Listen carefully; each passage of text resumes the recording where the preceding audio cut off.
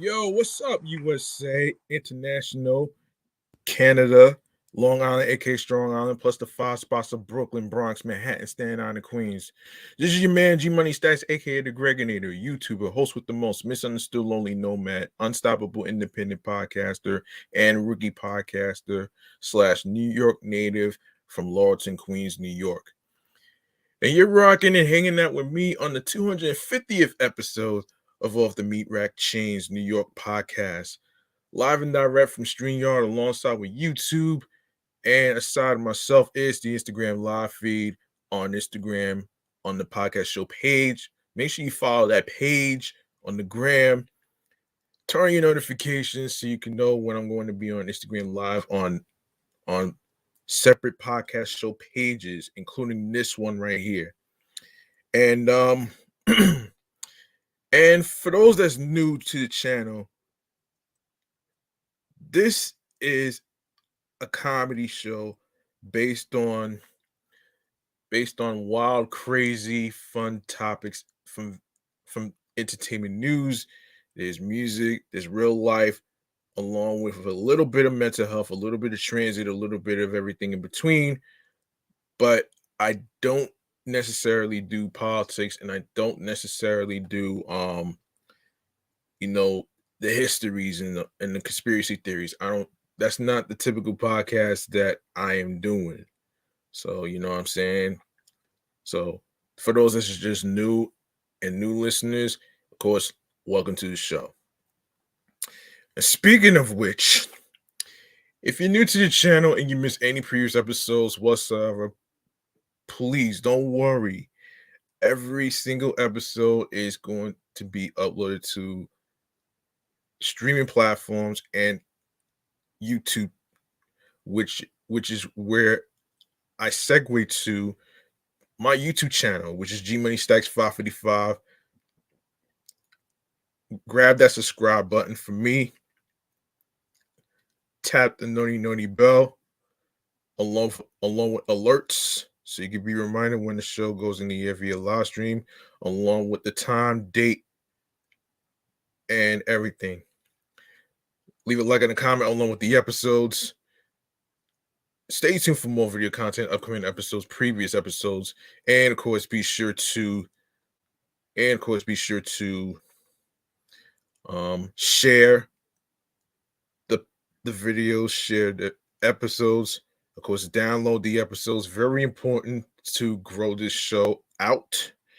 And of course, you can make a charitable donation to support this show right here. You don't necessarily need to be from a rich family or anything like that whatsoever. It's all about doing what you can as a human being. And this is where I segue to my Cash App, which is G Money Stacks 555.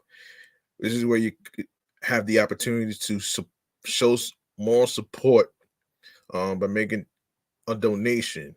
All right, so that's my Cash App right there. You can write it down on a piece of paper and all that stuff.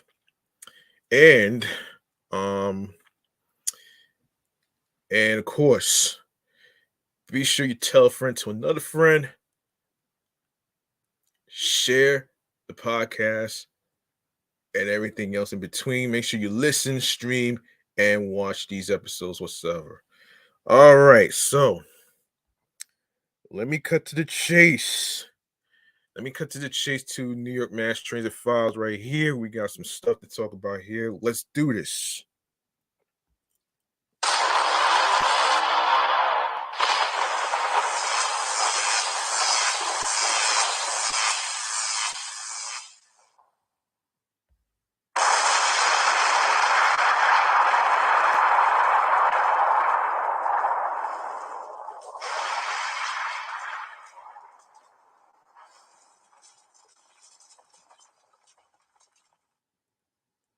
Okay, here's what's happening in transit news right here that we needed to discuss.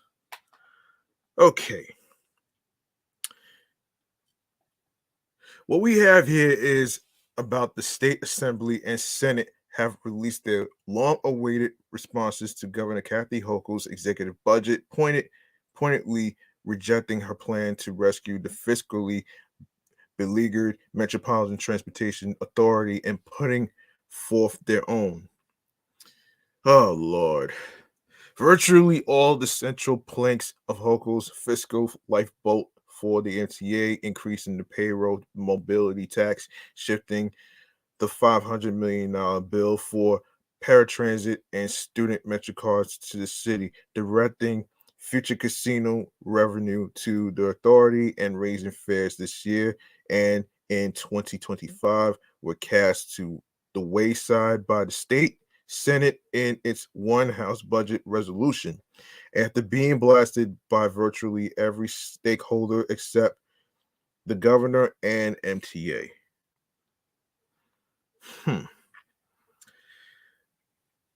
Yeah, I know not everybody is stunned by this, but this is pretty much how everybody feels right here.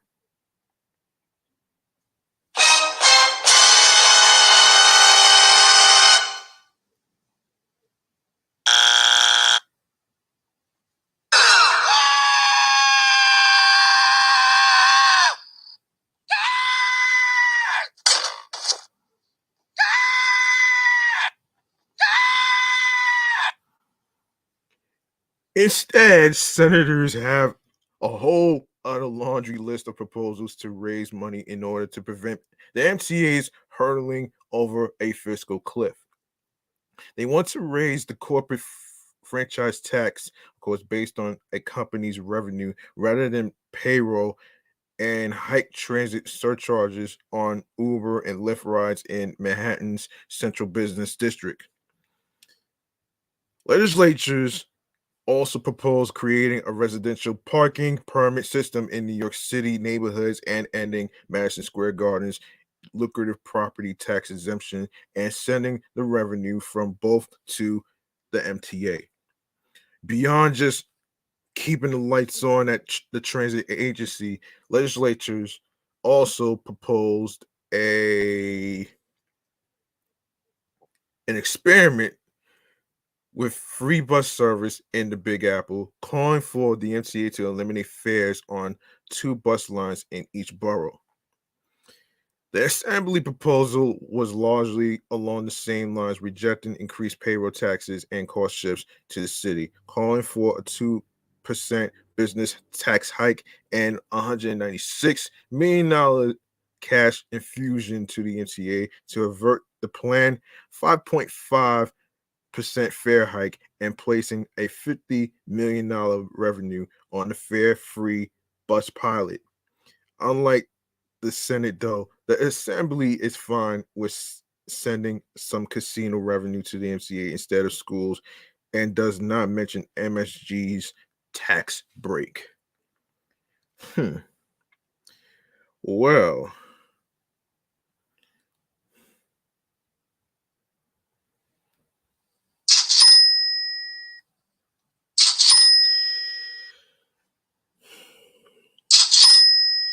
the more they try to raise the fares, the more they try to raise the fares, the more they're going to lose customers, and they're gonna end up losing customers that way.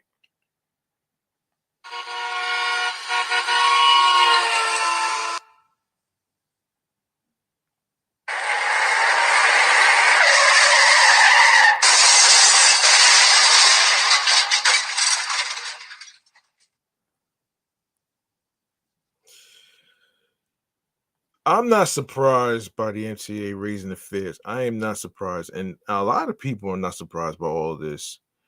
And this is just beyond crazy to me. And it's like,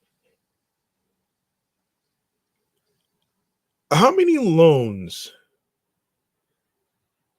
do you have to take and not have a way to pay certain individuals or companies back? That right there is just waiting for a damn accident of a crash to the transit system, which is a damn shame. And I said this before, man. The more you keep raising the fares, the more you're going to lose customers. It doesn't matter about the ridership. It's about the customers.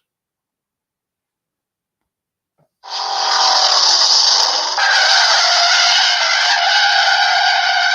don't you look me up?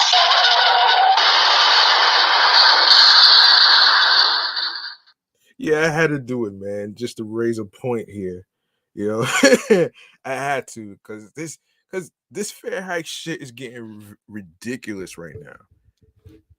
And I say this because it's not just me as a commuter who goes to work um on a weekly basis like Fridays and Saturdays. It's just, you know, people are tired of the fare hikes and the lame excuses of how, Jano Lieber likes to spin this. It's just beyond it's just beyond ridiculous right there. Anyway, um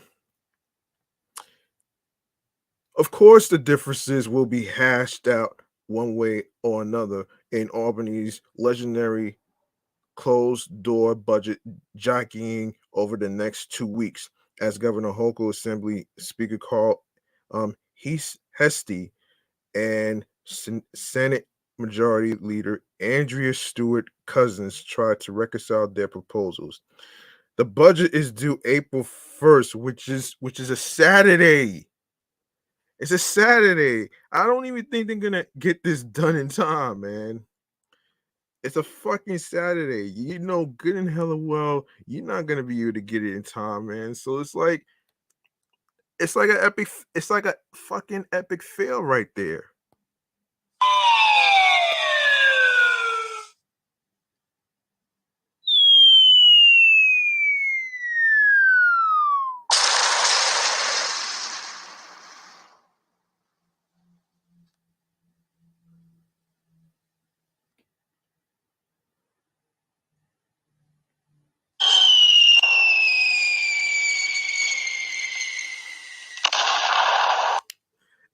I had to. I had to, man. This is crazy. Yeah, they're not gonna resolve this shit though.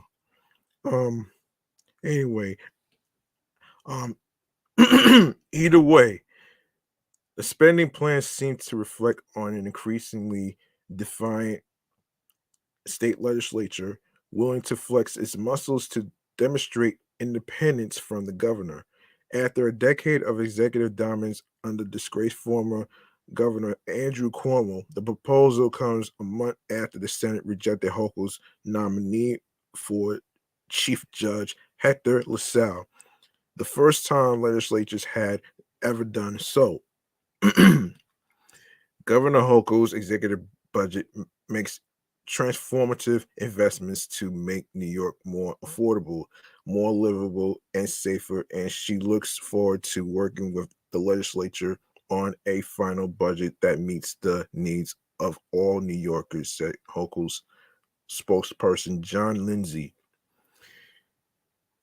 Hochul put forth her rescue plan in her executive budget last month after months of fatalistic rhetoric from MTA officials about its fiscal situation. The agency that runs subways, buses, commuter rails, and paratransit has struggled to recover from the COVID-19 slamdemic, with the rise of working from home causing ridership to stagnate well below pre-slamdemic levels, depriving the MTA of critical fare box revenue.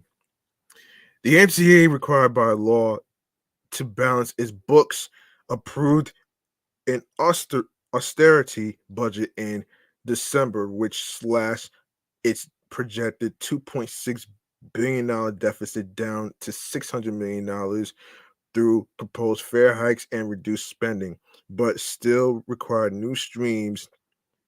Hold on. Yes, new streams of revenue to fill the remaining hole and prevent service cuts and layoffs. MTA leaders have praised Hochul's plan and said that if it's not implemented, they will have to return to the drawing board and pursue more painful fiscal remedies to its deficit. Oh, lordy lord.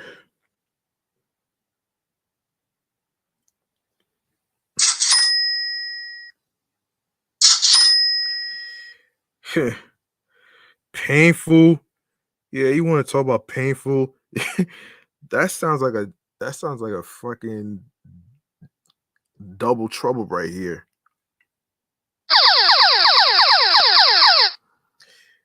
Um okay. We're grateful the legislature agrees with Governor Hochul that transit service in this region is essential, and that MCA Chair and CEO General Lieber in a statement on Tuesday. The governor led by putting forward a balanced proposal to fund transit with dedicated, stable, and recurring revenue, putting riders first.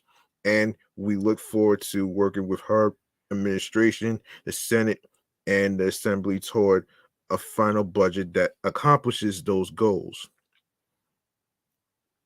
But virtually everyone else had gripes with the governor's plan. Mayor Eric Adams said that it was not fair for the state to foist $500 million in new annual contributions on the city, but not ask any other municipalities to contribute more, nor could the city afford it either way. Legislature sided with his zona. The mayor's office did not respond to a request for comment on Tuesday. Suburban legislatures said that any increase in the payroll mobility tax should be shouldered only by city businesses, arguing the Big Apple realized most of the benefits of the mass transit system. Legislatures not only axed any payroll tax increases entirely, but the Senate proposed to exempt local governments in Dutchess, Orange, Putnam, and Rockland counties upstate, even though those counties are served by Metro North. Legislatures even threw a bone at progressives pushing for fare free buses, seeking to emulate other cities like Washington, D.C. and Boston, though advocates remain miffed that the one house budgets do nothing to increase service frequency on the subways. The legislature's budget ignores millions of riders stranded 12, 15, 20 minutes or more on subway platforms and at bus stops, said Riders Alliance Executive Director Betsy Plum. We're the ones losing pay, missing school and medical appointments, and arriving late to pick up our kids, all because of infrequent, inequitable transit service. By neglecting the long waits that discourage people from riding transit, the proposal also fails in exempt to fix the MTA. Yeah, I actually do agree with this though, man. I do agree with this shit though. You know what I mean? Yeah, it's just beyond crazy, and I don't think anybody who is a commuter deserves this type of situation. Oh no! Yeah, oh no is right. Oh no is right. You don't want this to happen, man. It's just fucking crazy. Like really. I mean really.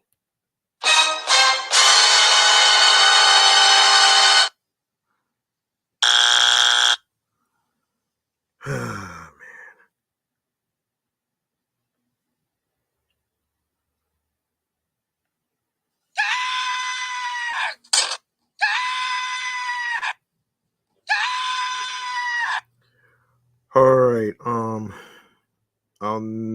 Next topic is the NCA adds more LIRR trains and retools.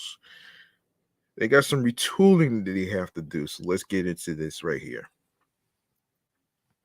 All right. So the Long Island Railroad is again making service changes this week, adding more trains in Brooklyn after the chaotic rollout of its brand new schedules to accompany the opening of Grand Central Madison. The LIRR wrote on Twitter that it will add 3 more rush hour trains on its new shuttle route. between Jamaica Center and Atlantic Terminal, increasing frequency on the line following widespread dissatisfaction with the move by commuters in Brooklyn. The railroad will also add cars to trains on the Babylon, Long Beach, Port Washington, and Ronkonkoma branches. A Metropolitan Transportation Authority spokesperson would not confirm if the cars were being removed from Grand Central bound trains and added to Brooklyn and Penn bound ones. Only noting they were removing cars from low ridership trains. Let's see. At a state Senate budget hearing on Friday, MTA Chair and CEO General Lieber acknowledged the deficient service experienced by LIRR riders during what the agency expected to be a victory lap, with increased train capacity and a brand new gleaming terminal to bring commuters to the east side of Manhattan. And he said, quote, this was a tough week for Long Island Railroad customers, Lieber told lawmakers.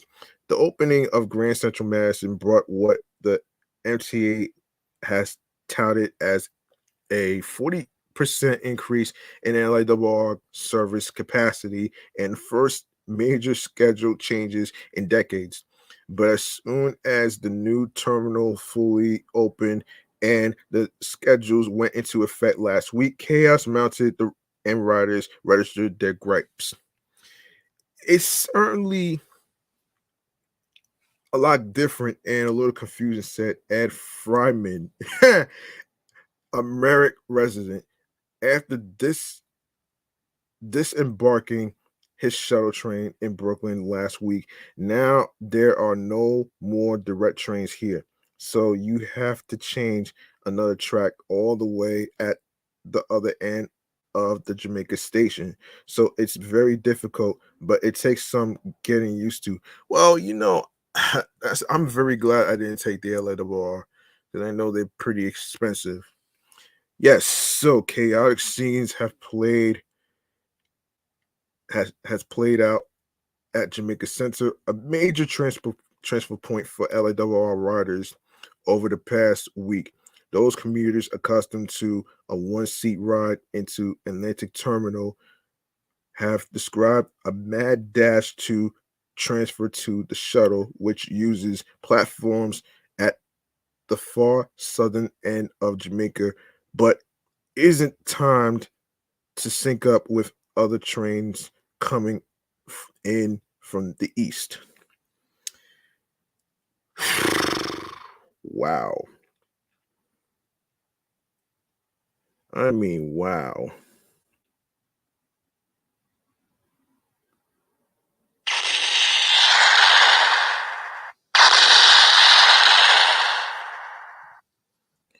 Yeah, that's kind of yeah.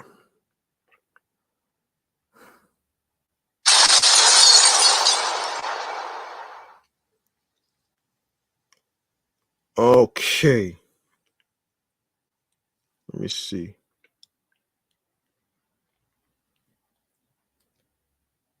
Let me see where I left off. Oh, yes. Despite the touted service increase, commuters also complained of extremely overcrowded trains headed into Penn, even as Grand Central bound trains appeared to leave Jamaica nearly empty. It is sad. I am a huge fan of the LIRR. I have also waited for GCM for years, said Ian Siegel, an Oyster Bay branch rider who says his commute to Brooklyn has lengthened by 20 minutes. In an email, I never expected or thought the implementations would be so poor. The MTA anticipated that about 40% of LIRR commuters heading to Manhattan would opt out to go to Grand Central, but in the first week, the number was actually just shy of 30%, with the remaining 70% still heading into Penn Station. The agency did not have numbers handy after being asked multiple times by AM New York Metro for the statistics, when also accounting for a service to Atlantic Terminal and Long Island City, which is in Queens.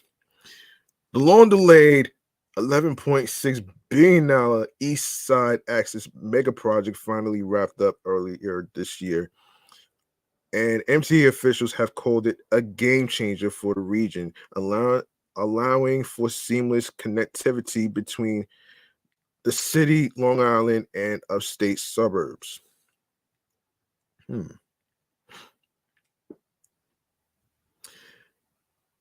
But now advocates and MTA board members are demanding answers and action. The Permanent Citizens Advisory Committee to the MTA, an in-house rider advocacy group, lambasted the authority for mostly ignoring negative feedback after publishing drafts of the new schedules, and argued that not incorporating such feedback snowballed into chaos last week.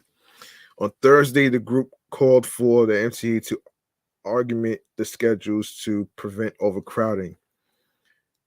We have 2/3 of this pre-slandemic ridership and 40% increase in service, said Gerard Bringman, the chair of the PCAC and an MTA board member. There is no reason to have crowded trains anywhere. It defies logic. Yeah. I actually, you know what? I actually agree with this. I really do agree with this.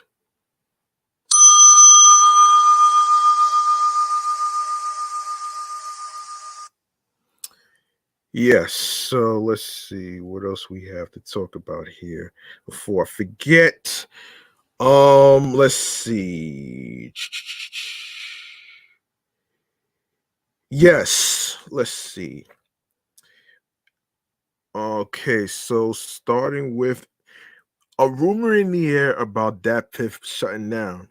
So that's gonna be our first topic in chatting or the jazz.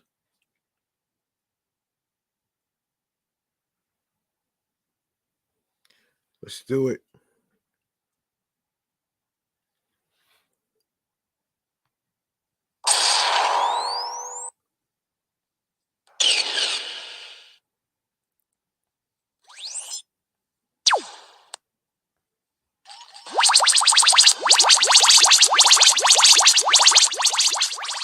Yes, rumor in the air about Datpiff. All right. And this is from Hip Hop DX. Mixtape website datpiff.com has responded to reports that it's closing down after rumors surfaced this week that the long running site would soon be no more. Issuing a statement on Twitter, the company clarified the website was not going anywhere. Instead, it's working on an updated version that will include improved features and a better user experience. Despite the rumors, we are happy to report that we still be supplying you with all the mixtapes you love. That piss statement read. While the site is under construction, fans will still be able to listen to the music found on Datpiff's official YouTube channel. The company has promised to release the updated version soon, though no specific date has been announced. End quote. We're working through technical issues on our site and app, but still actively update our YouTube. Thanks for all the love and concerns, but we promise we are still here.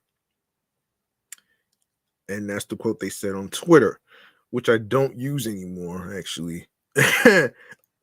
Prior to Datpiff's announcement, Andrew Barber of Fake Shore Drive posted a goodbye message to the site and expressed his respect for its role within the culture.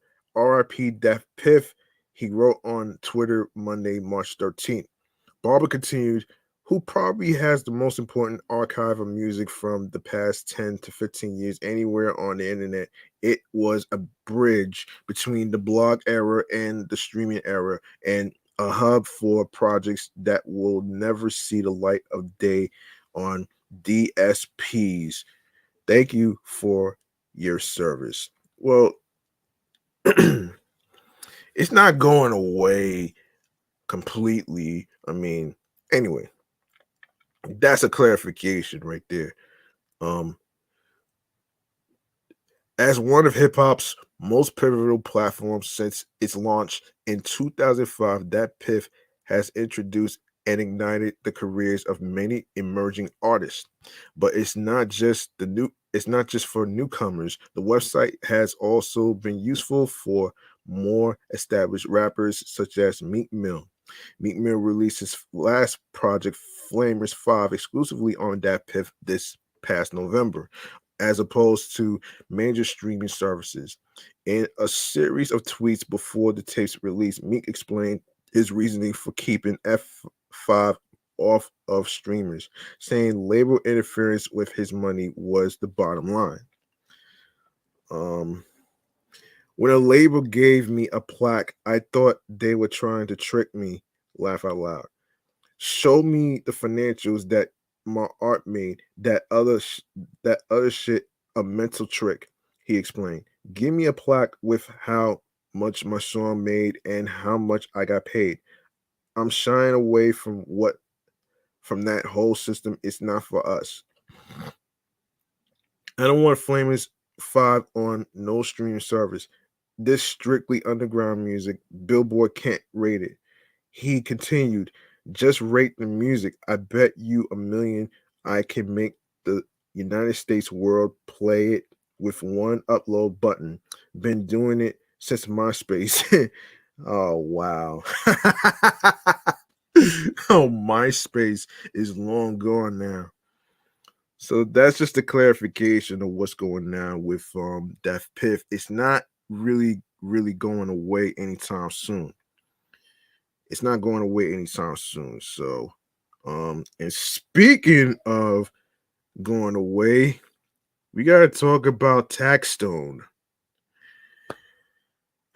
He is in some major hot water here, man, according to the same site that I'm using, which is Hip Hop DX.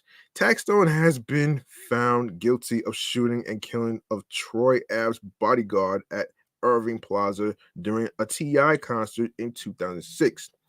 According to ABC News, a grand jury found Tax's real name Darrell Campbell guilty of manslaughter on Thursday, March 23rd, which was last week, in connection to the 2016 shooting of BSB affiliate Ronald McFadder, also known as Benga.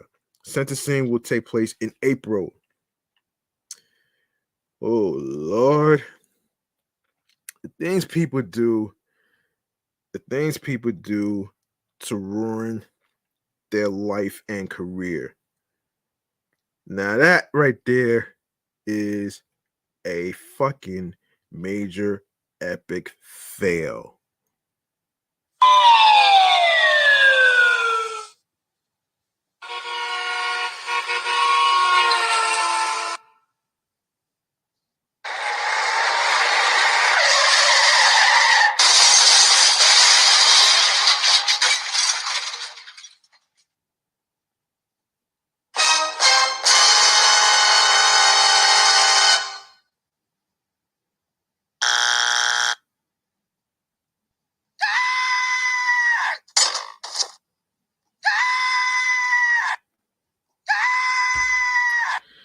All right.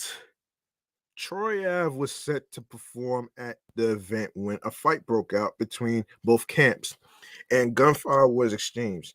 In addition to McFadder, the melee resulted in 3 other people being seriously injured, including Troy Ave, who received treatment for a self-inflicted gunshot wound to the leg.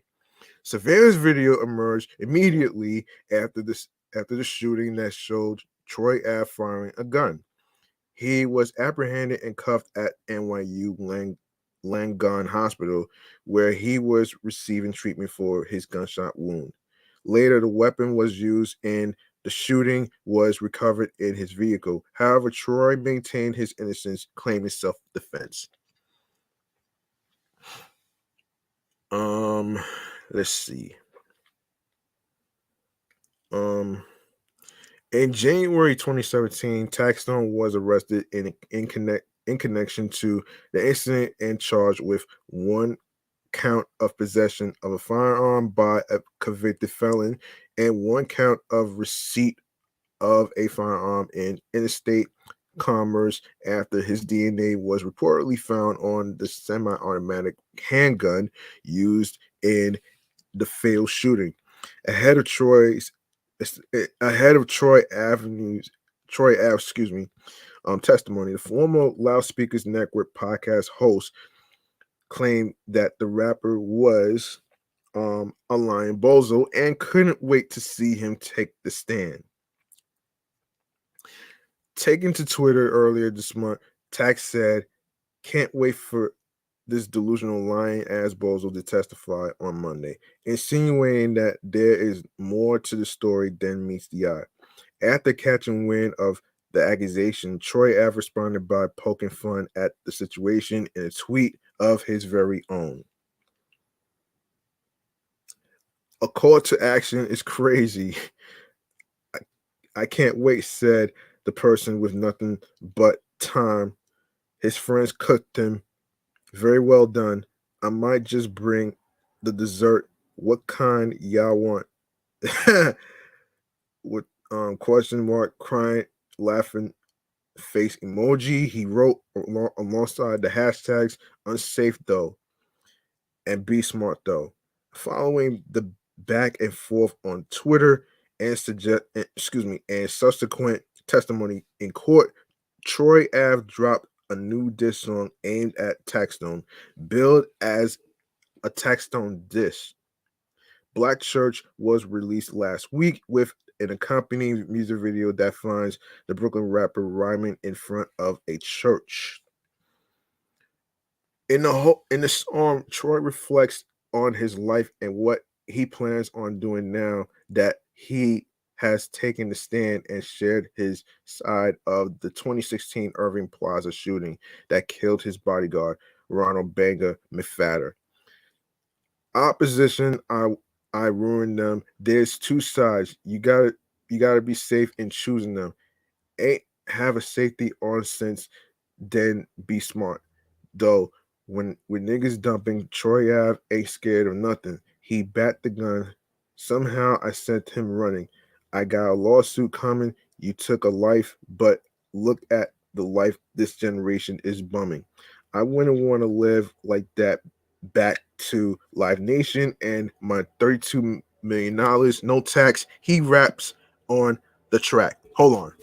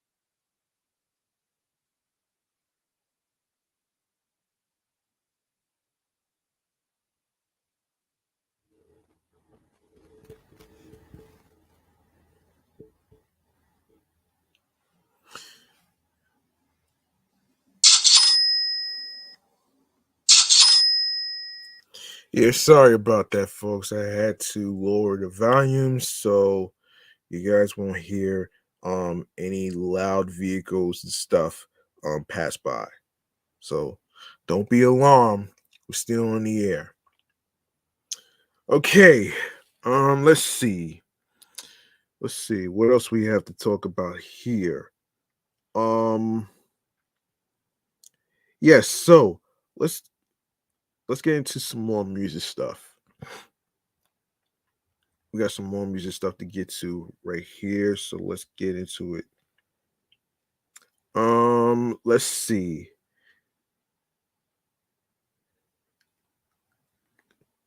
Let's see. Consequence connects with Rick Ross. Oh boy. All right. So Consequence collaborated with Rick Ross and Marie on the long anticipated Bloodstained 2 collaboration, a sequel to a track produced by Kanye West in 2022. The Queens-based rapper, I didn't even know Consequence was from Queens. But anyway, who was originally signed by Ye and Columbia Records in 2005, released his debut album, Don't Quit Your Day Job, in 2007. Khan's released his latest track on Friday, March 3rd, following up on his Disappointed release from February. Disappointed pushed the envelope as Khan's continued to criticize good signees for abandoning Ye amid his controversy, despite the success they gained from the label. The original Bloodstained track, produced by Kanye, was released in June 2022. On the sequel track, Khan's enlisted the assistance of Rick Ross and Marie. Ross lends his voice on a few verses, while Marie provides the hook and background vocals. Khan's comes on after Ross, offering a verse that speaks on his upbringing and childhood experience. Bloodstained 2 and its predecessor are slated to appear on the Grammy Family Rappers' third album, titled Nice Doing Business with You, rumored to be released sometime this spring or summer. Khan spoke about the nature of the project in an all hip hop interview last year. People familiar with me know I've always been heavily involved in all kinds of album construction, he said. I'm a person who is very prone to sticking to the subject and cohesiveness. So with this new project, that's what I'm looking to deliver to the fans. In other news, Khan's has criticized Good Music's roster for not standing by Kanye West amid the backlash over his anti-Semitic comments. The rapper is seemingly one of the few still supporting Kanye, whose inflammatory remarks about Jewish people and embrace of white supremacy led to him losing a number um, losing a number of lucrative business deals and professional relationships, including Good Music being dropped from Def Jam. So I already talked about what went down with Kanye West's business partners and stuff who dropped him, and I don't think anybody was, and I don't blame these companies, man. You know, you went too he went too far on that shit. And then you talk, and then the other day, as I'm watching TMZ, he talks about how he watched 21 Jump Street based on Jonah Hill, and to say that he likes Jewish people again, like, this is so fucking crazy, man. I'm sorry, but that to me is just a cop out. It's a fucking cop out to me, man. Like, what are you doing? What the fuck are you doing? Like, this is so fucking crazy and probably humiliating to the people in the Jewish community. I'm sorry, but you know what I'm saying? Um man, listen. Man, listen, this is so fucking crazy. Yeah. Um, man, this is crazy, man.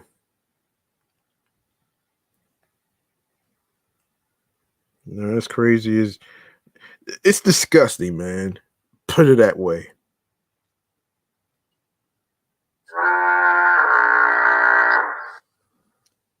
Yeah, it's disgusting. All right, so all right. Okay, so let's see. Benny the Butcher. Yes, here we go. Okay, Benny the Butcher wants people to understand the importance of Griselda Records, telling rappers they should be giving thanks to the label for inspiring their careers. The Tana Talk rapper took to his Instagram live earlier this week to deliver a public service announcement regarding the lack of appreciation Griselda has been getting. According to Benny, the Buffalo Collective is the standard when it comes to rap, and they should be getting their flowers. I just want to make a public service announcement real quick. Benny said as he prepared to roll a blunt, these niggas been putting out tapes and a lot of these niggas been doing their shit, but Griselda is still the standard. We inspired these niggas. We made these niggas believe they can build this shit. These niggas ain't think they could do it. These niggas gave up. You telling them, nah, fight. Ain't nothing wrong with inspiring niggas. I'm just saying y'all back to Griselda being the standard. Griselda is the fucking standard. I don't be hearing thank you from these niggas. These niggas be saying everything but fucking thank you. I want to start hearing thank yous from these niggas, man. Um, this isn't the first time Benny has come to the defense of his Griselda family.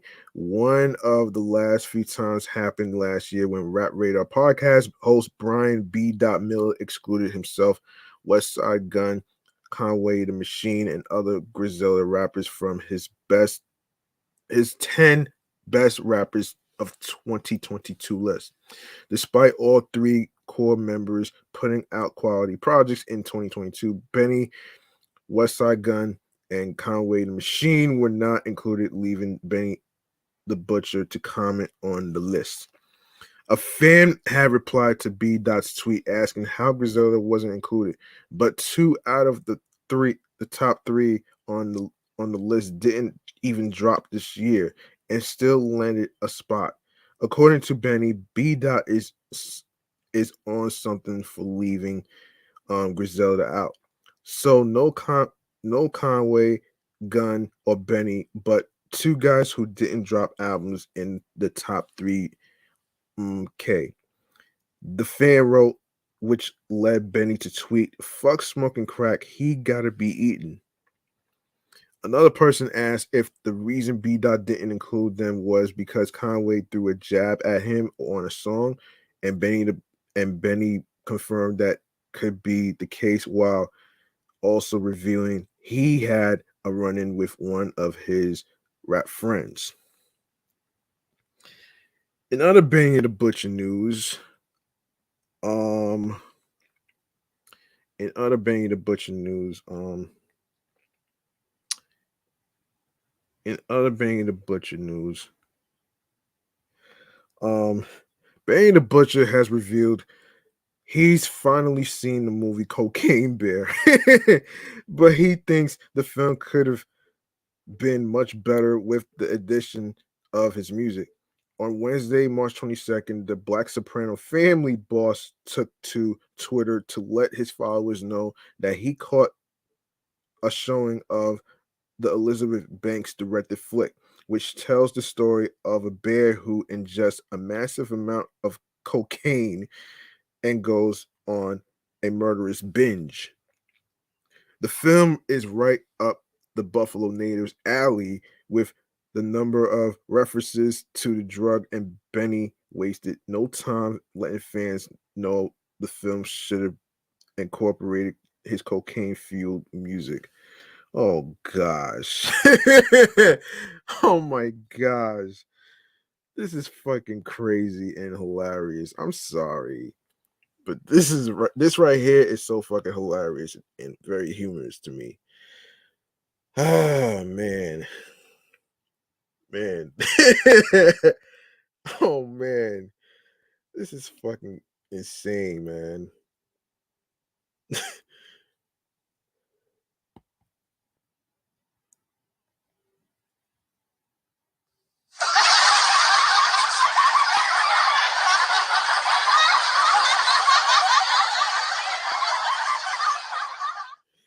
Yeah, oh man. Um Finally watched Cocaine Bear Benny wrote on his Twitter, a Benny song would have made that movie so much better. I'm not so sure about that one. Cocaine Bear was released in February 2023 and stars O'Shea Jackson Jr., Kerry Russell, Alden Aaron Wright, and the late great Ray Liotta, and more.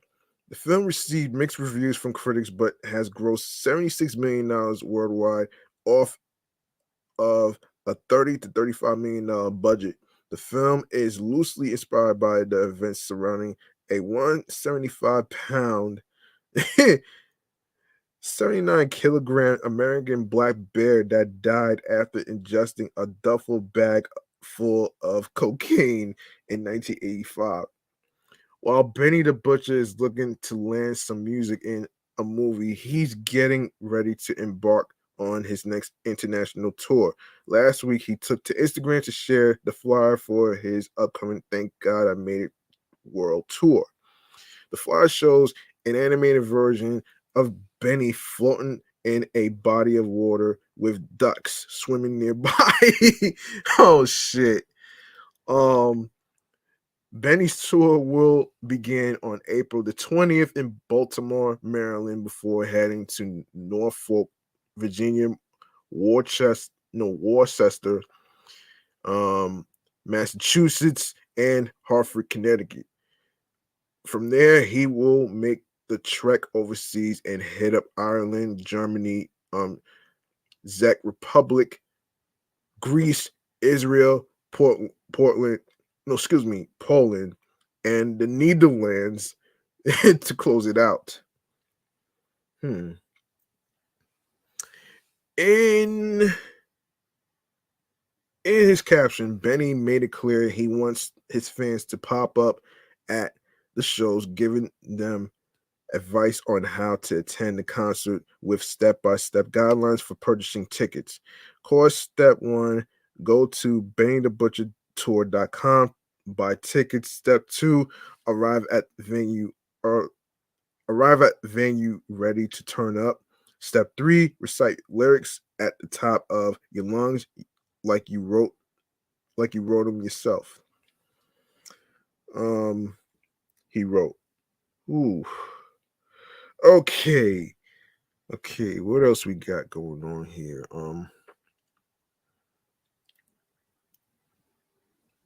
Because we got some stuff going on here. And speaking of Conway the Machine, um, okay, hang on one second. Let me see who got into the chat. Let me see. Yep, shout outs to In the Loop Films. All right, so Conway the Machine signee Jay Skeese has released a video for his new single Bonneville. Bonneville. Oh shit. Directed by Lutman. The visual finds the Buffalo rapper driving a classic Pontiac Bonneville around town while he and two accomplices carry out an armed robbery.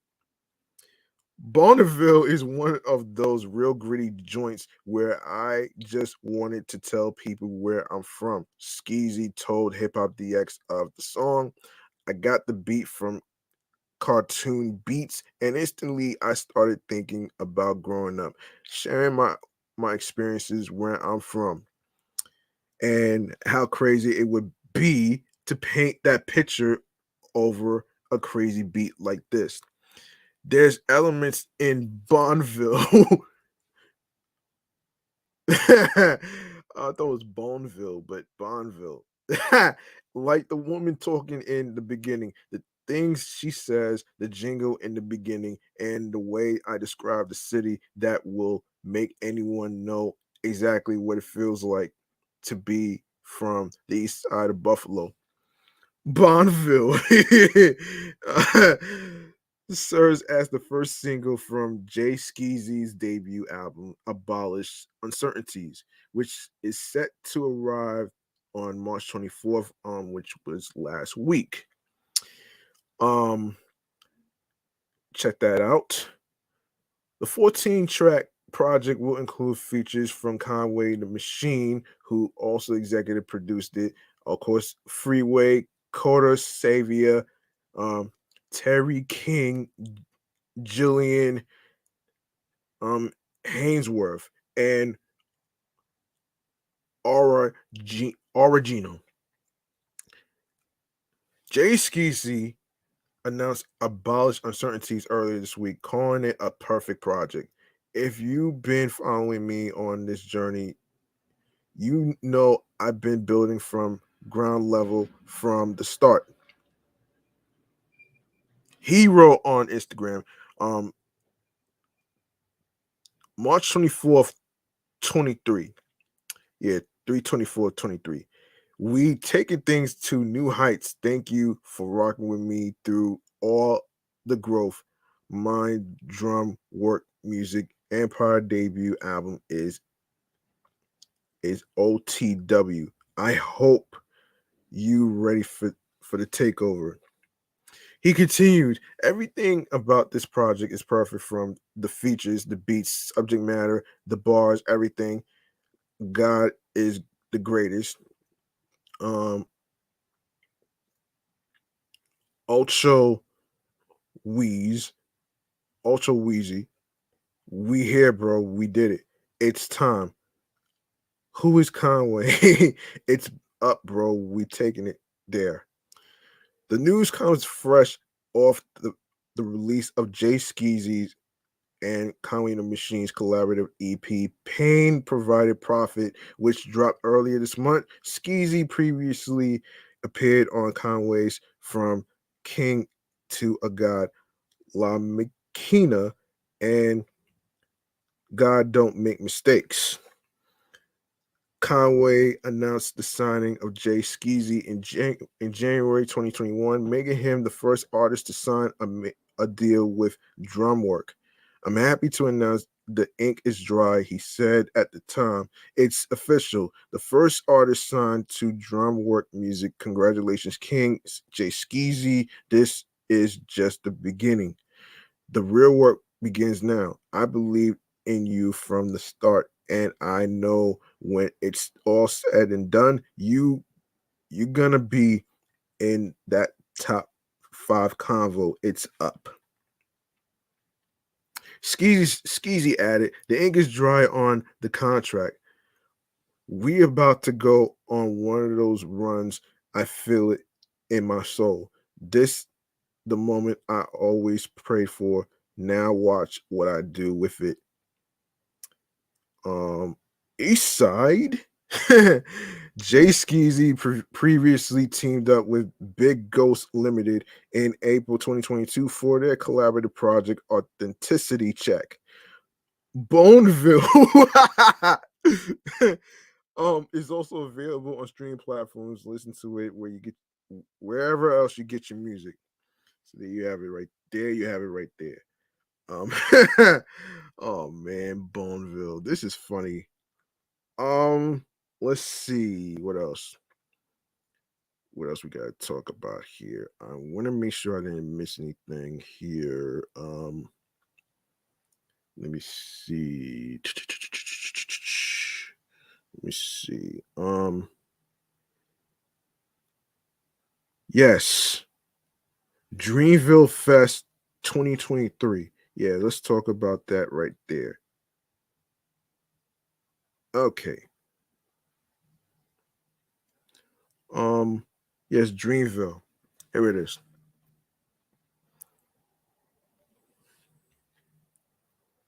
And all right, so the lineup for the Dreamville Festival has been announced for 2023. Drake and J. Cole will be headlining on Sunday, April 2nd. Usher will headline on Saturday, April 1st, which is April Fool's Day. Burna Boy. Burna Boy will also be performing a headlining set on Sunday.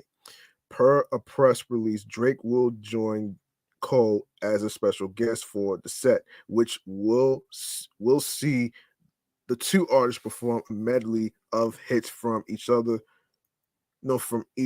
their chart-topping catalogs, which collectively have come to define the sound of a generation. Starting with Little Dirk, Ari Lennox, City Girls, Sean Paul, Summer Walker, Glorilla, Waka Flocka Flame, Mario, and others will also hit the stage during the 2-day festival. The event will go down on April 1st and April 2nd at Dorothea Dix Park in Raylo, North Carolina. You can head to the link where it says head here to purchase tickets. And this is the website. I'm going to actually inform you what this is. So let's get to what the website is. I'm sorry about that.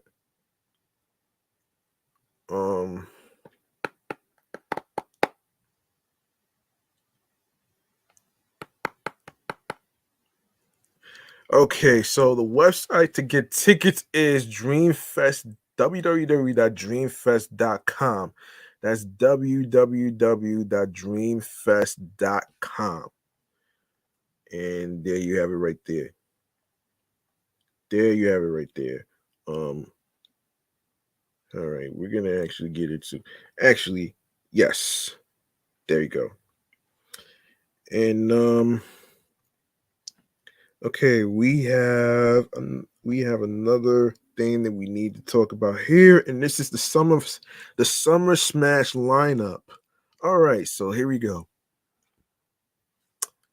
All right, so when does Summer Smash lineup come out? Fans are eagerly waiting for the new batch of performers for the Hip Hop Music Festival, dubbed the Midwest's premier hip hop music festival by its own website. The Summer Smash Festival is officially called the Lyrical Lemonade Summer Smash Festival. The event is run by popular multimedia director and influencer Cole Bennett and his company Lyrical Lemonade. Bennett has partnered with SPRKBX, a Chicago-based concert and festival production company, for the Summer Smash Festival since 2018. Lyrical Lemonade has gained prominence since the late 2010s by working and making videos with both up and coming and established rappers and expanding their horizons by creating some wacky and creative visuals. The festival is simply the next step in Bennett's vision of giving back to the genre and culture that has given him so much in terms of fame, acclaim, and riches.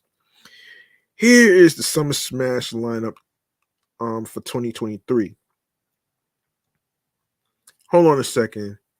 The Summer Smash lineup 2023 has not yet been announced. According to the website, the lineup will be announced soon. However, a spectacular Twitter account has stated that the lineup release can be expected on April 4th. So far, the account has confirmed that Future will be one of the headliners. Yeah.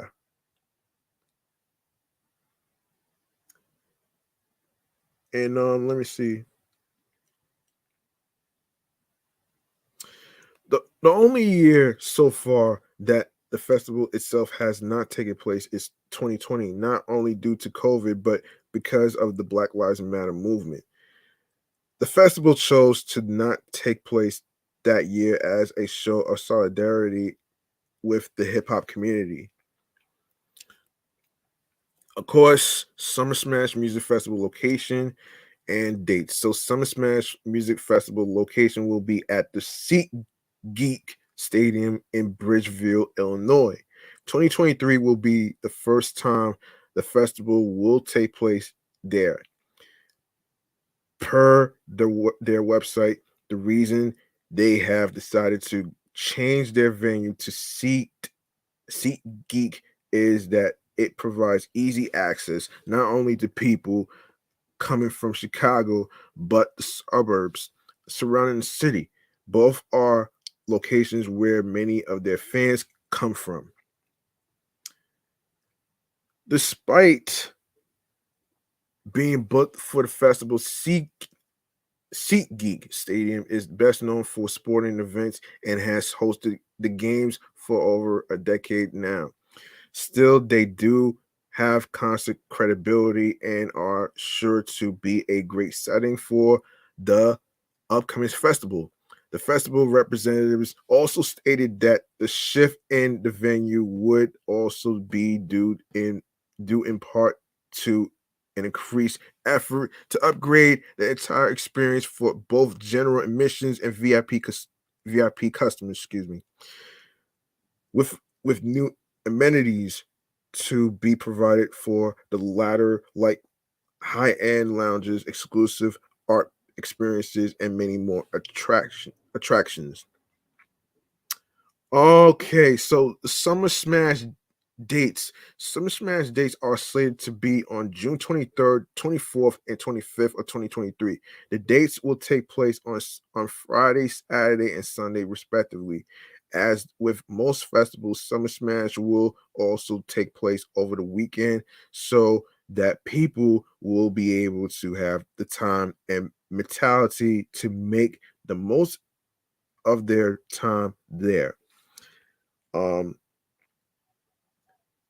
the same has happened with every festival that has happened over the past half decade and is less a tradition and more a formality at this point and something people have come to expect. The main reason, excuse me,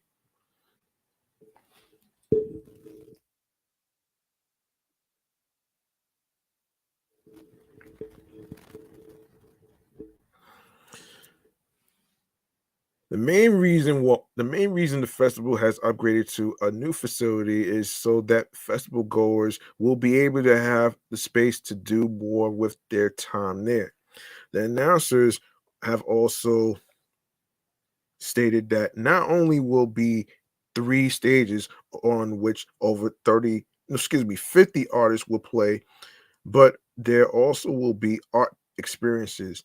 Now, what art experiences mean has not been fully mentioned by either Bennett or his team. But given that the videographer made his name through creative visuals, it is surely a treat to look out for. So, Summer Summer Smash Music Festival tickets. Of course, Summer Smash Music Festival tickets have not yet been announced. So far, only the blind pre-sale has taken place at $85 per ticket, along with an $8.97 SRV free. The pre-sale started on March 20th and has been sold out despite it only being 2 days later.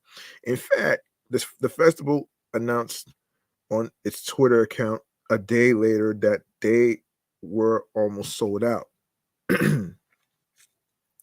Despite being advertised all over social media to be sold on their website, the blind pre-sale was actually sold through a vendor called C Tickets.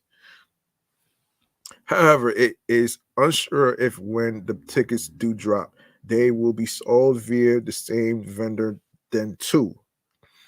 The festival has not yet announced when they will post the dates for the actual tickets, but they are bound to happen around the same date as the lineup is announced, which will be sometime in April at the soonest. Aside from the pre-sale and the normal tickets, the Summer Smash Twitter account hinted at some golden tickets in the vein of Willy Wonka, which would credit a prize to those that get it. So, so how to go to the Summer Smash Music Festival, you ask?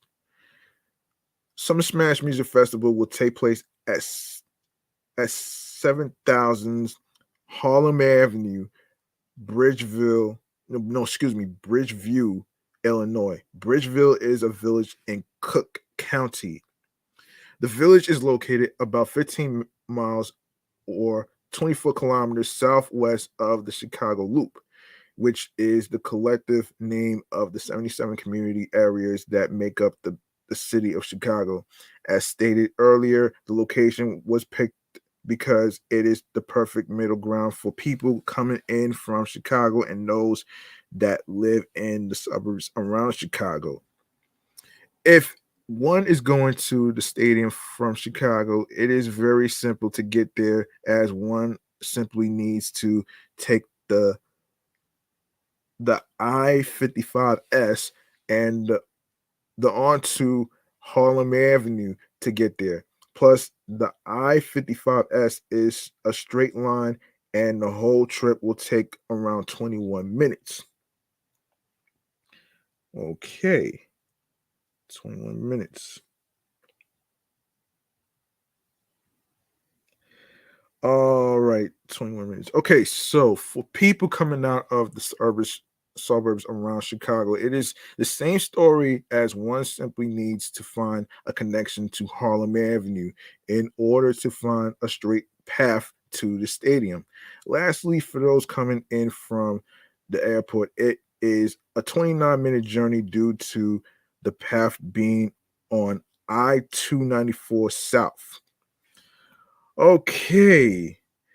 I will try to actually keep an eye on the story. I will try to update you if I actually hear any more information about the Summer Smash Music Festival. I will, if I hear anything, I will bring it here to this podcast platform right here. All right. So, let me see. Let's see. Okay. Okay. I haven't done this for a very long time. A segment that I haven't done for a very long time, and this is what is it? Let me just get it right. Um, hang on a second here. Um, so I haven't done this segment in a very long time, and this is pertaining to a TV show, which I have to say congratulations to All American that got renewed for a season 6. And that's TV show checkouts. And that's part of TV show checkouts right here.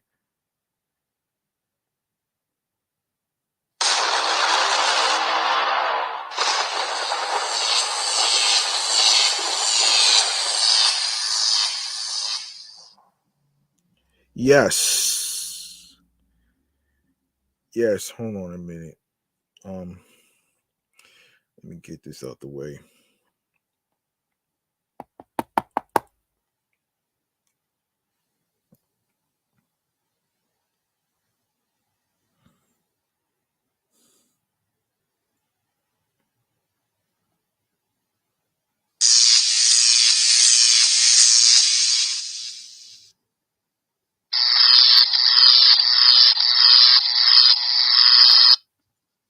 Okay.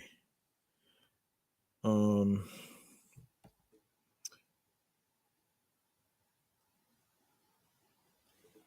Like I said before, we need to I want to congratulate the people and the cast crew of All American that got renewed. So this is according to Deadline right here, and and this is pretty legit too. So let's get into it right here. So according to Deadline, the CW may be scaling back its scripted ambitions, but it's keeping All American. The network has handed an early sixth season renewal to the drama series, marking the first scripted renewal after Next Star took ownership after this year.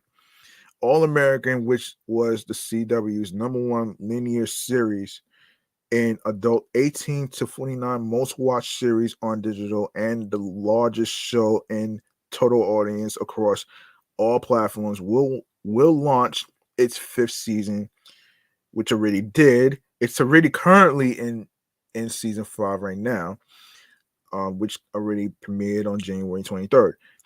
It will then return for a sixth season in the 2023 to 24 broadcast season. Um, Deadline understands the series, which comes from Berlanti Productions in association with Warner Brothers Television and CBS Studios, will continue to be produced in line with its previous seasons. This comes despite talk that the network is looking to cut budgets for scripted orders and floating a target license fee for drama series of $1 million per episode going forward. $1 million, damn. $1 million? Wow.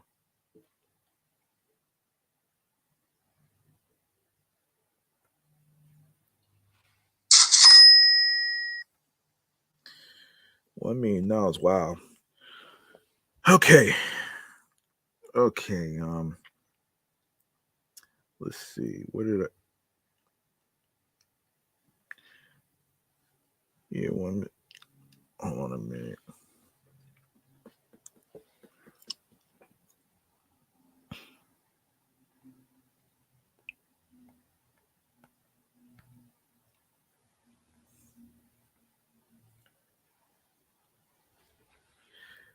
Yes, 1 million now. Wow. All right. Hang on. Yes. Yes. The move also marks the first renewal since the hire of Brad Schwartz of as president of entertainment. It bucks a trend where a large number of the CW scripted shows are coming to an end, including DC DC Stargirl, which already happened, the Flash final season of season 9 of the season, um, Riverdale final season 7 already premiered yesterday, and Nancy Drew might be coming to an end too. Season 5 kicks off when Laura, um, played by Monet Mazur, throws Billy Tay Diggs a surprise party. Everyone comes together to roast Billy, but Billy has a looming decision hanging over his head. Of course, Spencer, played by Daniel Ezra, makes an effort to do what's best for himself, hoping it helps Olivia, played by Samantha Logan, and him take a step towards moving on. Jamie guest star play Mir Horcher offers some sage advice to Asher, played by Cody Christian, about his speech with JJ, played by Hunter Cloudis, but she ignores her own about watching out for red flags. Meanwhile, Jordan, played by Michael Evans Bailing, and Layla, played by Greta Oniogo, get in their first fight over something neither of them could have predicted. All American is executive produced by Neki Okoro Carol, Belanti, Sarah Schnechter, Schechter, John A. Norris, Jameel Turner, Mike Hero, and David Strauss. Over the last 5 seasons, All American has established itself as one of the all-time CW flagship franchises, says Schwartz.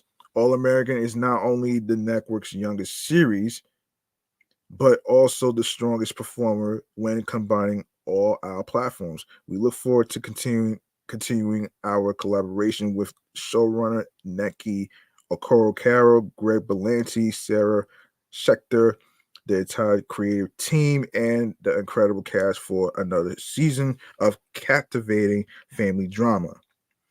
So, congratulations to All American for receiving an early season of season 6. Yeah.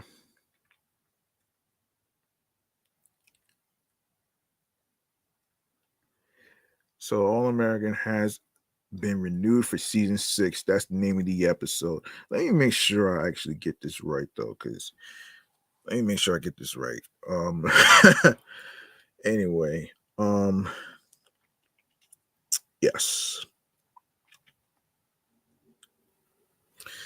Let me see. Okay.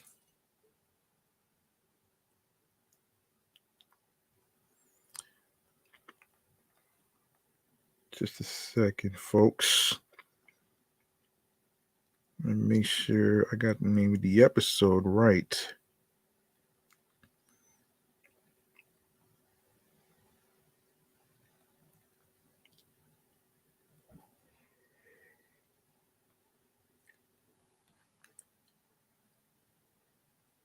Yes, All American has been renewed for season 6. Is the name of the episode right there. Boom, there you go. And all right. Now we have another segment that we need to get to. We have another segment that we need to get to right here, and it's called Munchies and Drinks.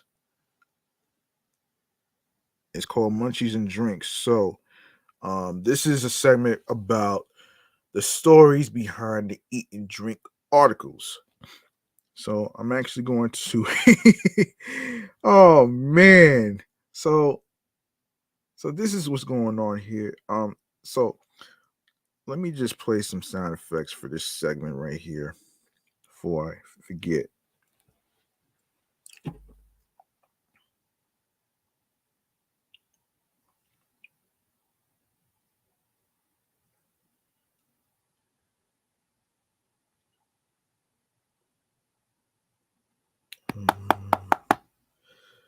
Okay, one moment.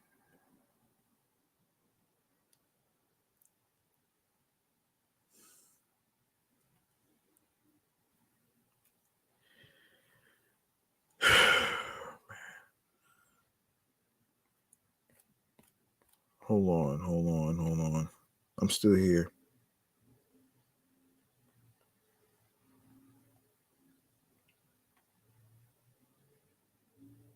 Okay, wait. Here we are.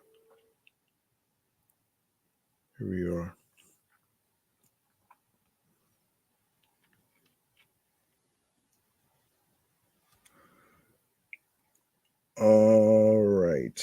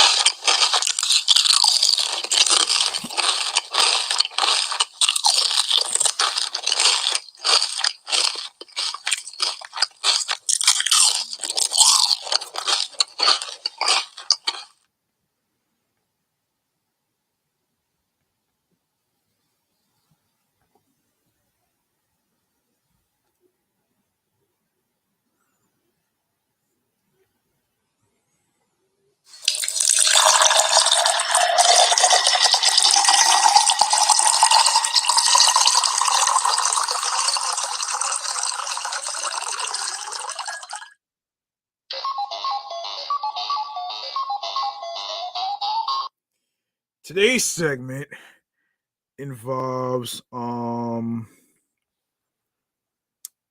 businesses, right? This one right here is about a new school, American Cheese, to host a cheesy pop-ups this month in Brooklyn.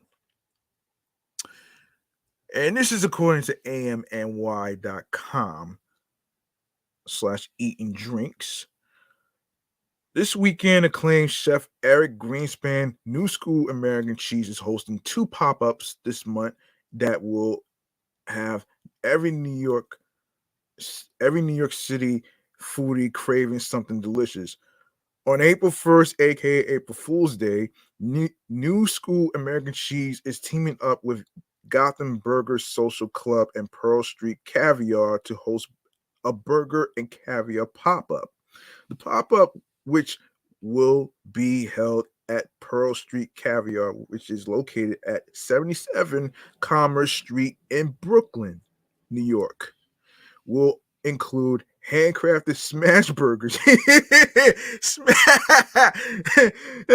Smash burgers. Oh shit.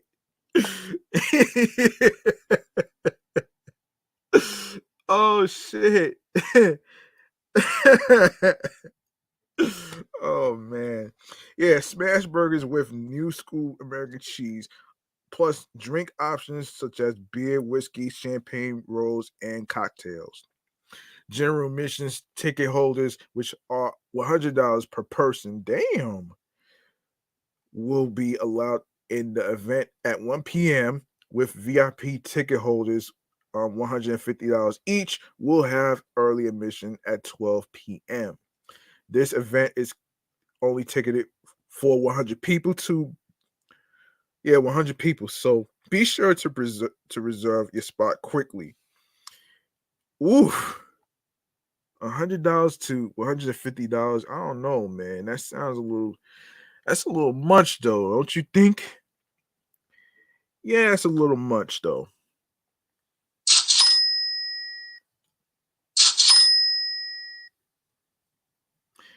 Yes. So tickets to this event are available for purchase on the 8 It app, available in the Apple Store and Google Play Store. Of course, you can download the 8 It app onto your iPhones and Android phones, as well as your iPads and Android tablets. Okay, so what that is, let me see what this is about. Let me see what this shit is about. I'll break down what that is actually, so for you folks out there. So, and their website is www.8it.world. So let me just wait for this to load up. Let me wait for this shit to load up. Hold on a second here.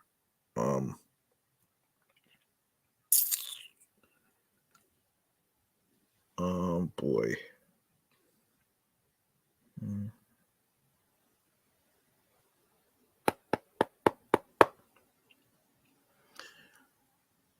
Yeah.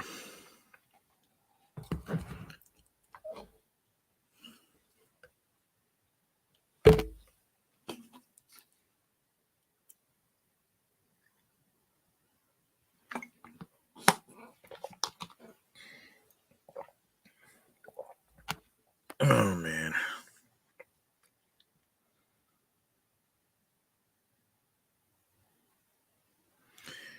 Yeah, sorry about that.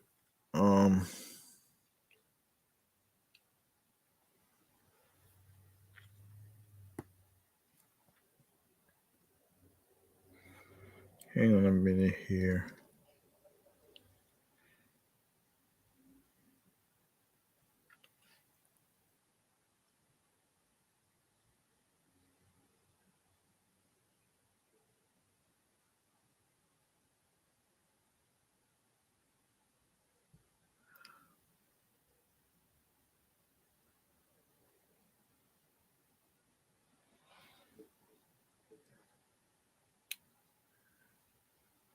Oh boy.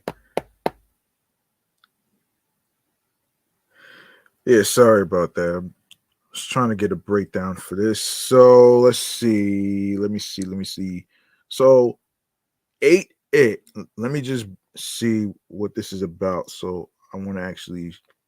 So let's see. So eight it is their mission is to be committed to food lovers. So this is basically, putting all the bullshit aside and helping you get to the best food in the simplest way. Pop-ups and innovators shining a spotlight on you to get discovered by food lovers in a crowded content environment. So you have chefs empowering you to monetize your signature dishes and build a stronger community through edible NFTs.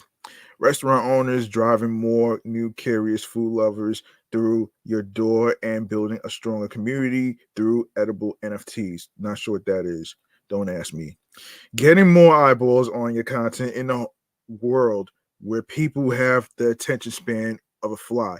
Food influencers giving you a platform to connect with your fans by sharing your recommendations with them, making your content actionable while supporting small businesses. Fine print, the real ones who have a POV, don't take money from restaurants and don't just take pretty pictures. Of course, co-founder and CEO Steve Raggiani, of course, meet Steve. He grew up in his family's Italian restaurant, worked every job from busboy to line cook.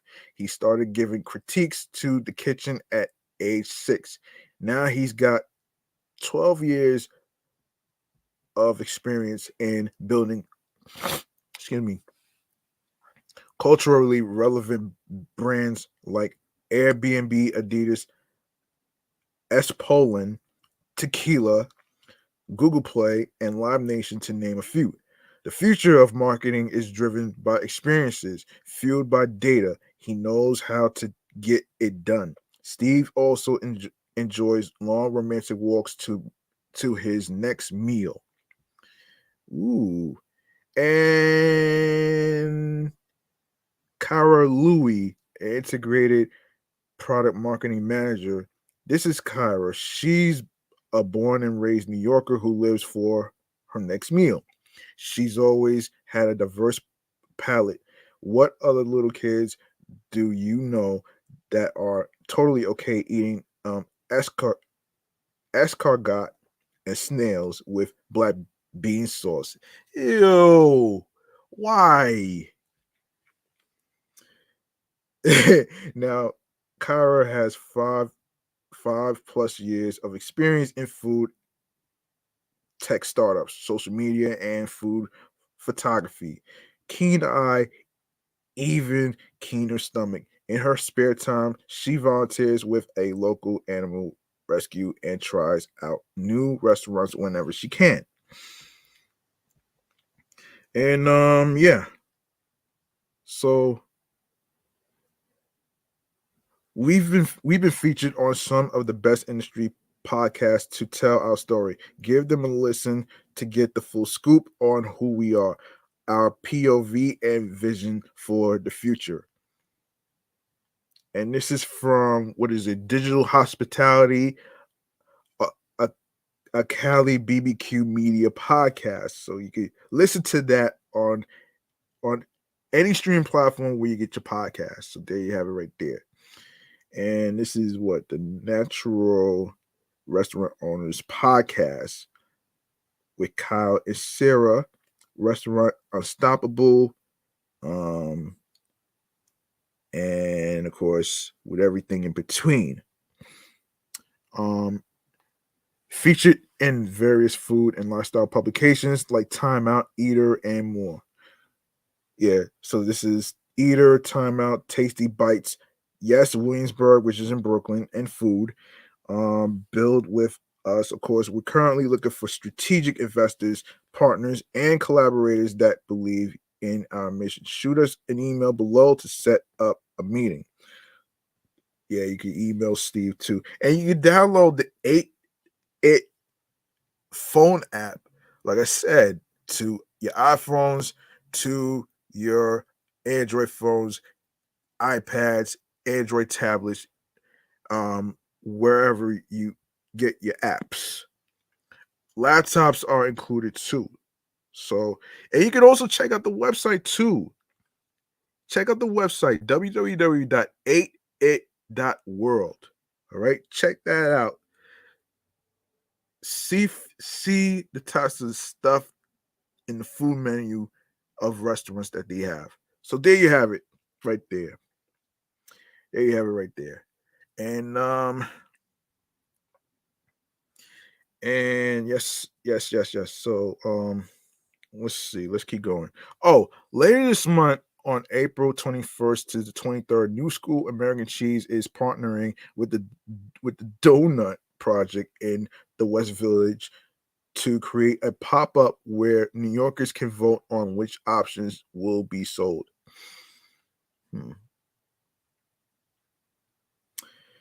Through the 8it app, voters can pick between the bacon, egg, and cheese donut sandwich, which is $12. Wait.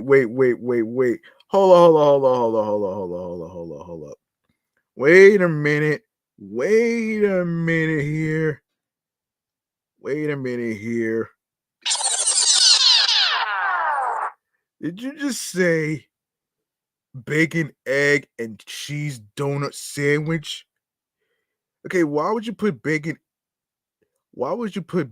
and eggs with cheese donut? Like, seriously? I don't know about this one, man, but this right here, I don't know. This sounds like one of the, I don't know. This is like one of the weirdest things, weirdest creation to be exact.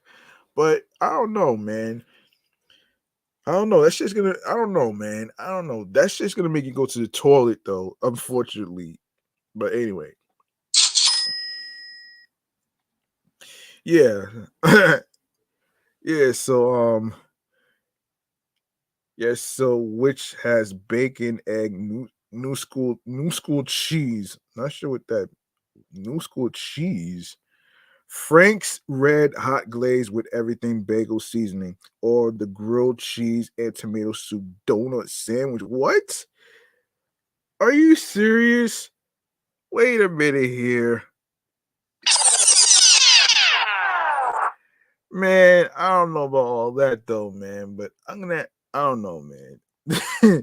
that sounds a little weird to me, man. Anyways, so it's $10. Which has new school cheese between a buttered and griddled donut with a tomato soup glaze. Tomato soup, grilled cheese, and tomato soup donut sandwich. Oh gosh. Oh my gosh. So pre-orders will be taken in the app as well. Oh boy.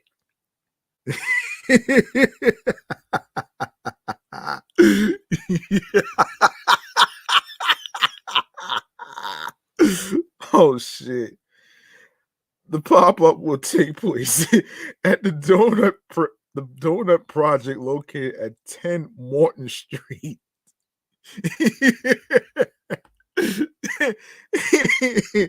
outside of, outside of these events, Chef Greenspan's new school cheese will also be featured at Yankee Stadium this baseball season with the launch of the 99 burger, which, by the way, today is the first day that the Yankees have the opening day. They play today, actually, along with the Mets. They play in Miami. So there you have it right there. Yes, so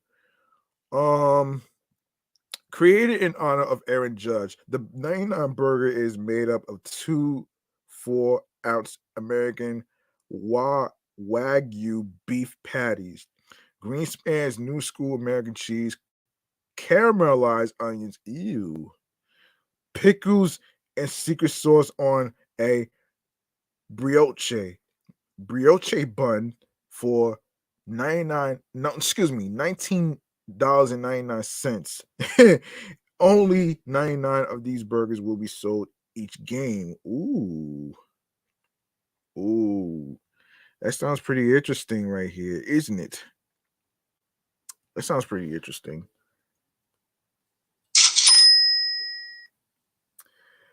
All right, so I want to actually get to. Okay. All right, so I did see another one right here. I did see another one. I did see another one right here. So let me just look this up real quick.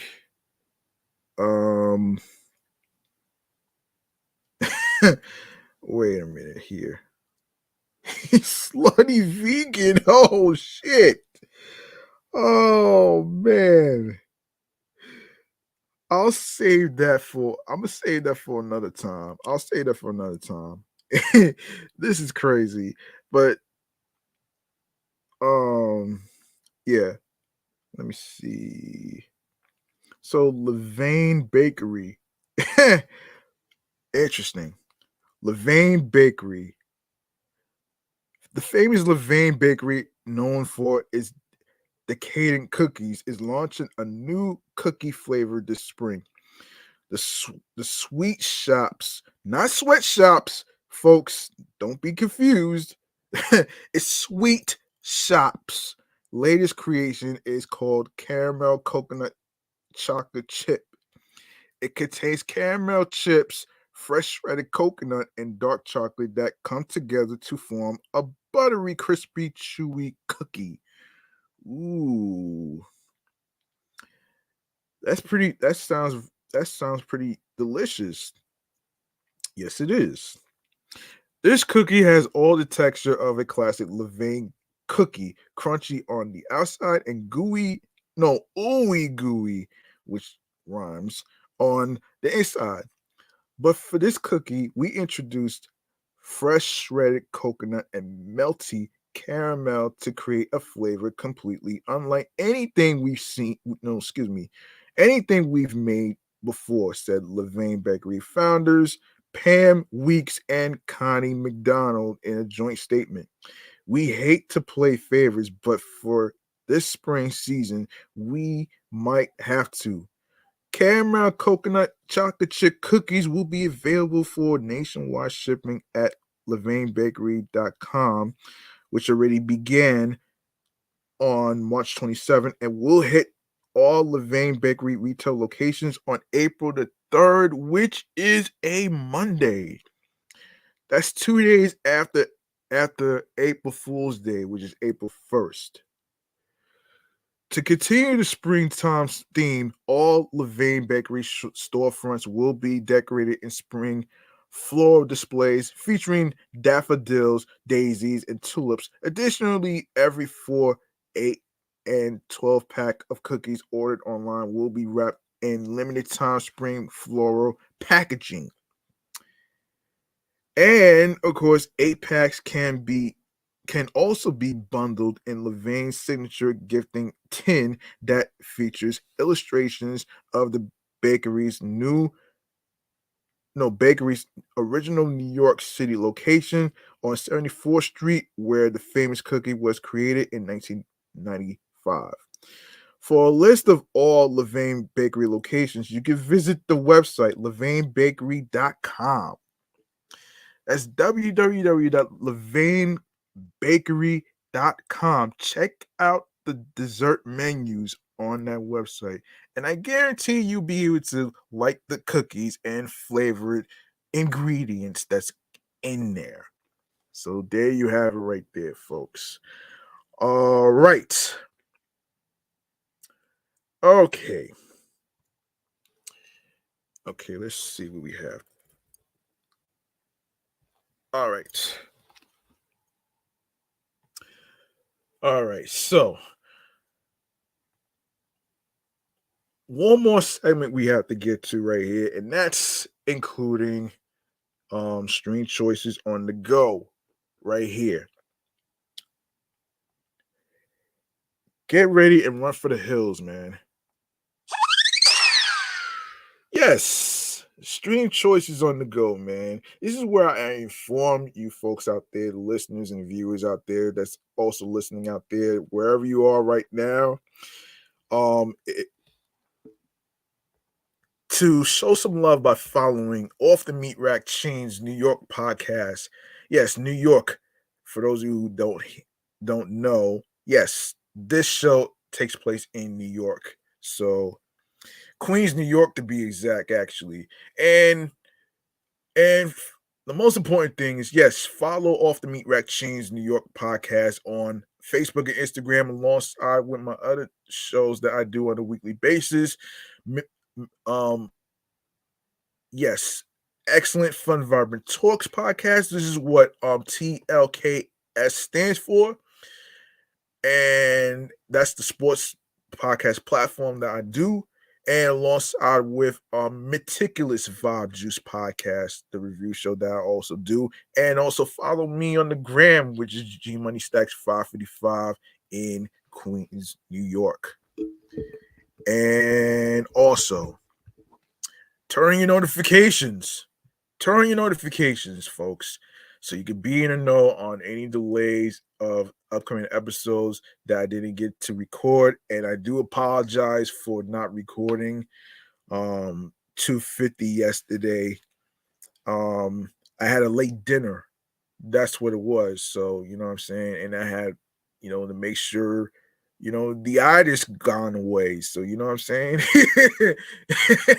You know what I mean? I know you know what I'm saying. So anyway, yes. So yes, you can also go to the link in bio where it says Linktree/G Money Stacks 555, where you see all the audio streaming platforms where you can listen to episodes and stuff. And of course, if you let me give a little side note here. If you notice something different, right? When you click on Anchor, you're gonna see a little thing called Spotify for podcasters, which I will do a separate actually 2 separate episodes of Spotify for podcasters in 2 future episodes to break down the change and everything else. Actually, I'll do that. I'll do that to break down what's going on behind the scenes with the collaboration and merger of Anchor and Spotify. So there you have it right there. So, yes. When you go to the link in bio, you're gonna see a whole list of audio streaming platforms where you can listen to episodes, starting with Audacity, Audible. Yeah, actually, yes. Audacity, Audible, Audio Burst, Amazon Music, Breaker, Bullhorn FM, Castbox FM, Deezer, Listen Notes, Moon FM Podcast, Player FM, Pocket Cast, Podbay, Podfriend, Podham, Podopolo, Podorama, Podcast Index, Podcast Addict, Podchaser, Podverse, Podcast Guru, Podvine, Spotify, Stitcher, TuneIn Radio, Google Podcasts, Radio Public, iHeartRadio, the number 1 app for music, radio, and podcasts. You don't need a debit card or credit card to download iHeartRadio or any of the apps that I just mentioned right here. And of course, be sure to follow the podcast right here, the New York podcast platform right here, alongside with my Sports Edition show, Excellent Fun Vibrant Talks podcast, Meticulous Vibe Juice podcast as well. And also, don't forget to follow the podcast and my other ones that's also on Spotify for Podcasters app. If you don't know, you can download Spotify for Podcasters. And yes, I will explain what's going on 2 separate episodes, all right? So don't worry. Don't worry about that.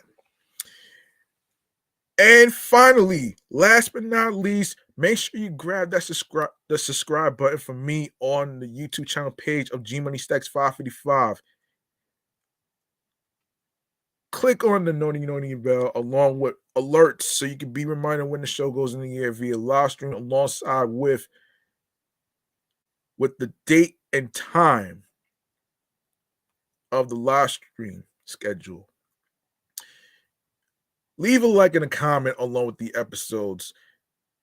And of course, be sure to stay tuned for more video content, upcoming episodes, previous episodes. And if you miss any of the episodes, don't worry. You can catch up on the episodes on every streaming platform that I just mentioned.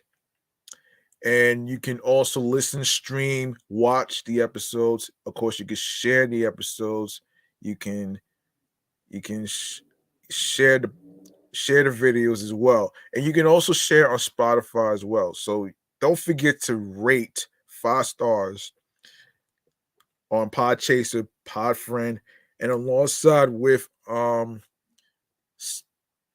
Spotify as well. So, and also you can download the episodes, which is very important to grow this show out. And of course, be sure to tell a friend to another friend. And of course, spread the word to everybody. Word of mouth is important. And of course, share the link that says Linktree / G Money Stacks 555. Of course, be sure to share the podcast along with your husbands, wives, girlfriends, boyfriends. Of course,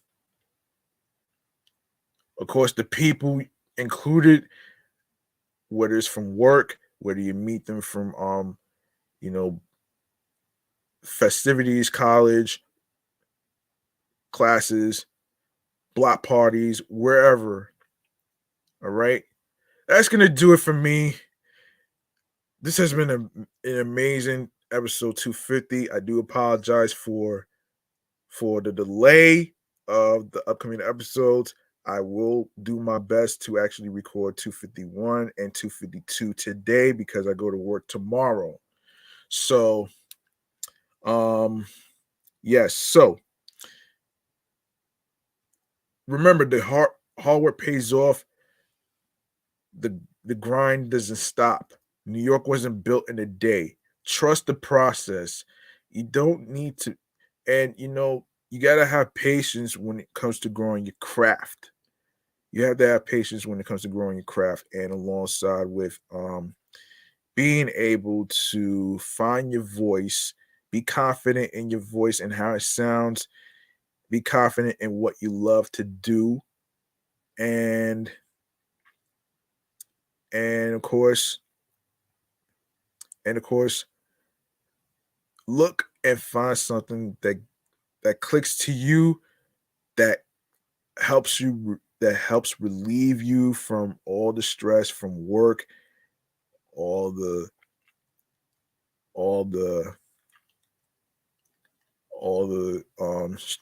stress from work, family drama, you just name it.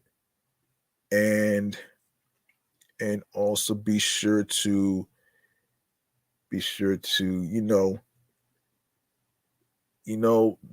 be on a consistency basis on your P's and Q's that gets you into your zone alongside with tunnel vision. All right. That's going to do it, man. Follow your goals and dreams. And don't let anybody stop you from doing what you love to do and everything else in between. And, everything's not mandatory everything's not mandatory. You don't necessarily need a fancy, expensive studio and to be wasting money on fancy producers and engineers who are very expensive. All right, you don't need that. So You might want to save your money and just get you a laptop, get you a microphone, LED lights, ring lights. I mean, you just name it. And yeah, that's gonna do it, man. I hope y'all enjoying your spring break. And I will see y'all in the next episode, which will be in a couple minutes. So peace and one love. I'll see y'all next time in the next episode. And of course, enjoy the rest of your spring break, and enjoy the rest of your day and night and the rest of your week. And good night in advance.